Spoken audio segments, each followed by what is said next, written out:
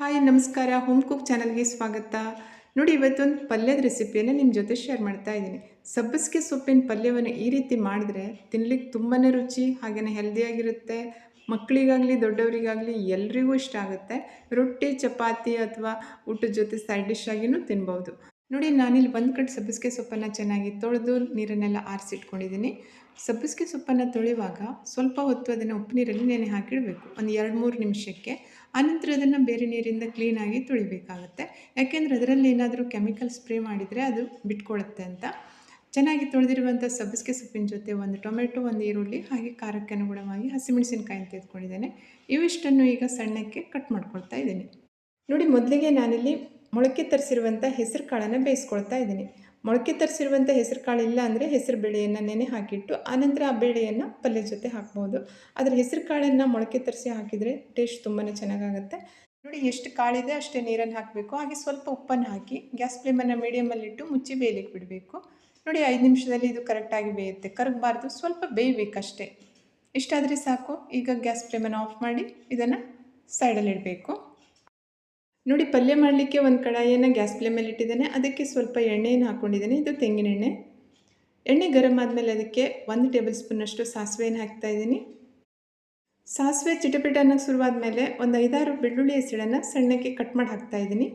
ಬೆಳ್ಳುಳ್ಳಿ ಸ್ವಲ್ಪ ಫ್ರೈ ಆದಮೇಲೆ ಅದಕ್ಕೆ ಸ್ವಲ್ಪ ಕರಿಬೇವಿನ ಎಲೆಯನ್ನು ಹಾಕಿದ್ದೇನೆ. ಆನಂತರ ಇದಕ್ಕೆ ಸಣ್ಣಕ್ಕೆ ಕಟ್ ಮಾಡ್ಕೊಂಡಿರುವಂಥ ಈರುಳ್ಳಿ ಮತ್ತು ಹಸಿಮೆಣಸಿನಕಾಯನ್ನು ಹಾಕಿ ಎಣ್ಣೆಯಲ್ಲಿ ಚೆನ್ನಾಗಿ ಫ್ರೈ ಮಾಡ್ಕೊಳ್ಬೇಕು. ನೋಡಿ, ನೀವೇನಾದರೂ ಈರುಳ್ಳಿ ಬೆಳ್ಳುಳ್ಳಿ ತಿನ್ನೋರಲ್ಲ ಅಂತಂದರೆ ಇದನ್ನು ಸ್ಕಿಪ್ ಮಾಡ್ಬೋದು.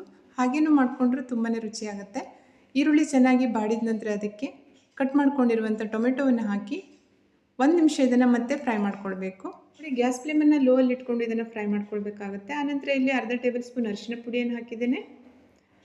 ಇವಿಷ್ಟನ್ನು 2 ನಿಮಿಷ ಎಣ್ಣೆಯಲ್ಲಿ ಚೆನ್ನಾಗಿ ಹುರಿಬೇಕು. ಗ್ಯಾಸ್ ಫ್ಲೇಮ್ ಮಾತ್ರ ಲೋ ಅಲ್ಲಿ ಇಟ್ಕೊಳ್ಬೇಕು. ನೋಡಿ, ಈಗ ಬೇಯಿಸ್ಕೊಂಡಿರುವಂಥ ಹೆಸರು ಕಾಳನ್ನು ಹಾಕಿ ಈರುಳ್ಳಿ ಟೊಮೆಟೊ ಜೊತೆ ಸರಿಯಾಗಿ ಮಿಕ್ಸ್ ಮಾಡಬೇಕು. ಆ ಬೇಯಿಸ್ಕೊಳ್ಳುವಾಗ ಜಾಸ್ತಿ ನೀರನ್ನು ಹಾಕಿ ಬೇಯಿಸಿರ್ತೀವಿ, ಅಷ್ಟೆಲ್ಲ ನೀರನ್ನು ಹಾಕಬಾರ್ದು. ಸ್ವಲ್ಪ ಒಂದು 2-3 ಟೇಬಲ್ ಸ್ಪೂನ್ನಷ್ಟೇ ನೀರನ್ನು ಹಾಕಿ ಸರಿಯಾಗಿ ಮಿಕ್ಸ್ ಮಾಡಬೇಕು. ಆನಂತರ ಇದಕ್ಕೆ 2 ಸ್ಪೂನ್ನಷ್ಟು ಹಸಿ ಕೊಬ್ಬರಿ ತುರಿಯನ್ನು ಹಾಕ್ತಾಯಿದ್ದೀನಿ.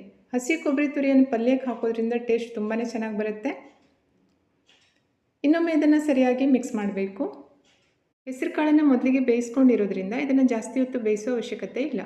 ನೋಡಿ, ಇದನ್ನು ಸರಿಯಾಗಿ ಮಿಕ್ಸ್ ಮಾಡಿ 2 ನಿಮಿಷ ಮುಚ್ಚಿ ಲೋ ಫ್ಲೇಮಲ್ಲಿ ಬೇಯಲಿಕ್ಕೆ ಬಿಡಬೇಕು.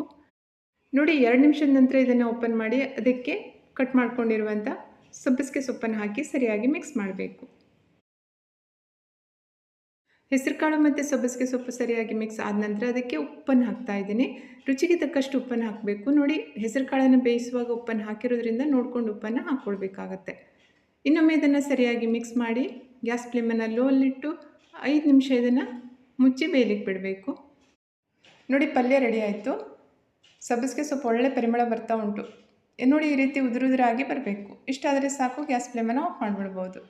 ಬೆಳಿಗ್ಗೆ ಬ್ರೇಕ್ಫಾಸ್ಟಿಗೆ ಚಪಾತಿ ಅಥವಾ ರೊಟ್ಟಿ ಏನಾದರೂ ಮಾಡಿದಾಗ ಹೆಲ್ದಿಯಾಗಿರುವಂಥ ಯಾವುದಾದ್ರು ಪಲ್ಯ ಮಾಡಬೇಕು ಅಂದರೆ ಇದನ್ನೊಂದು ಸಲ ಟ್ರೈ ಮಾಡಿ ನೋಡಿ.